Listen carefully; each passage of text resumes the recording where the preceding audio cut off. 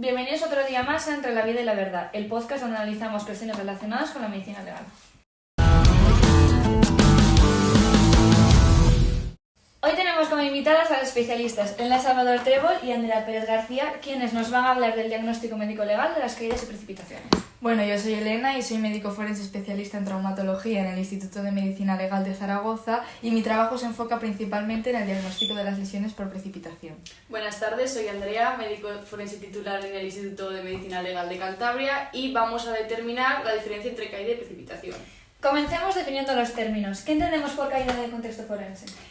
Pues se produce por una perturbación del equilibrio desde la propia altura y se suele dar más en edades extremas y en personas con dificultades motoras y sensoriales. ¿Y la precipitación, Elena? La precipitación se caracteriza porque el plano de choque del cuerpo está a una gran distancia del plano de sustentación, o sea que está definida por el factor altura. Entonces, lo que diferencia la caída y precipitación es la distancia del plano de sustentación. Claro. Ahora bien, y en lo que respecta a las etiologías de ambas, contadme un poco, ¿es más frecuente la accidental, la homicida? Pues mira, la caída suele ser accidental, pero también se puede dar por una agresión o por una acción imprudente. En el caso de la precipitación es muy interesante que la etiología más frecuente es la suicida y que suelen ser mujeres las que se precipitan, pero también es posible la precipitación accidental, sobre todo en el ámbito laboral. Por lo que me habéis contado, ninguna habéis mencionado la etiología homicida. ¿Por qué se da esto? ¿No es frecuente? ¿Nunca se da? Pues mira, la precipitación es muy poco frecuente como práctica homicida precisamente porque requiere una desproporción de fuerza de la víctima, o sea que tendría que ser un niño o una persona con falta de conciencia por el consumo de alguna sustancia. Lo que sí que vemos mucho es que se utiliza la precipitación para ocultar el delito, o sea que parece que la víctima se ha suicidado. Claro, en el caso de la caída no se da la etiología homicida como tal, sino que se dan algunas agresiones que pueden terminar en un homicidio, como puede ser el caso en el que un hombre empuje a otro, que se da con un mordillo en la cabeza, y esto termina en un trastorno craneoencefálico que puede provocar la muerte. En este último ejemplo veo que hace referencia a una cierta lesión. ¿Podrías profundizar un poco más en el cuadro lesivo? Claro, mira, las lesiones suelen ser leves, especialmente lesiones cutáneas, como las equimosis, erosiones y escoriaciones. También puede aparecer heridas contusas o darse fracturas. En el polo cefálico pueden producirse heridas en la scalp y fracturas. Son frecuentes las hemorragias intracraneales, subdurales y la contusión de las vísceras. Y también se dan lesiones por contragolpe. Y en el caso de precipitaciones, pues también se hace esta distinción según el grado de gravedad. Sí, concretamente las lesiones más leves serían las lesiones cutáneas que ha mencionado mi compañera y las lesiones más graves son aquellas que se dan en el nivel interno. ¿Y en ese plano interno a qué partes afecta esta gravedad? Pues podemos encontrar precipitaciones sobre el polo cefálico, también podemos encontrar precipitaciones sobre las extremidades inferiores y los glúteos y también sobre el tronco, y en los tres casos se pueden dar fracturas de huesos e incluso hemorragias. Ahora bien, doctoras, sin acudir a criterios diferenciales específicos, ¿cómo sabríais si estáis ante una precipitación o ante una caída?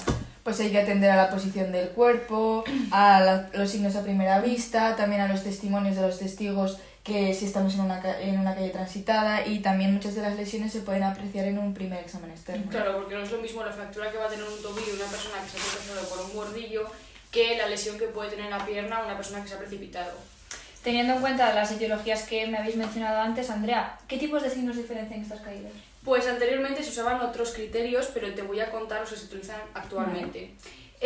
Cuando se trata de una caída, las lesiones se encuentran en el lado derecho y en el lado izquierdo en el caso de las agresiones, ya que la mayoría de personas son diestras y caen por el lado de la mano dominante. Si hay más de 3 scalps, se trata de un golpe y menos puede deberse a una caída accidental. La longitud de las laceraciones es mayor cuando se trata de un golpe. También podemos diferenciarlas según el tipo de fractura craneal. Lineales o radiales suelen ser de caídas, mientras que las conminutas o con depresión se asocian a golpes. Las lesiones cutáneas faciales, si son múltiples, se asocian a golpes, al igual que las lesiones en el esqueleto postcraneal y viscerales, y las laceraciones auriculares a un golpe directo.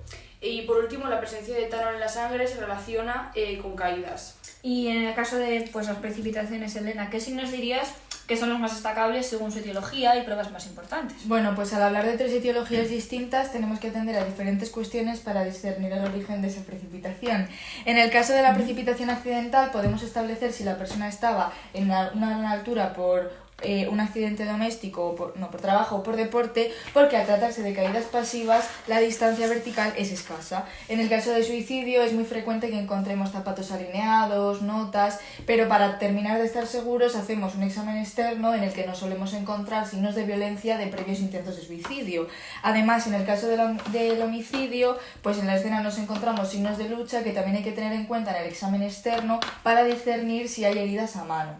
Y también en el examen interno nos solemos encontrar lesiones no propias de esta patología, por lo que podemos determinar si la precipitación es postmortal o si es la causa de la muerte. Además, para completar el diagnóstico en las 3 etiologías, hacemos pruebas toxicológicas. Entonces podemos concluir que, gracias a una serie de criterios, elementos y de una gran capacidad observadora, que podemos diferenciar entre caída y precipitación a la hora de realizar sus diagnósticos. Así es. Bueno, eso es todo el tiempo que tenemos por hoy, entre la vida y la verdad.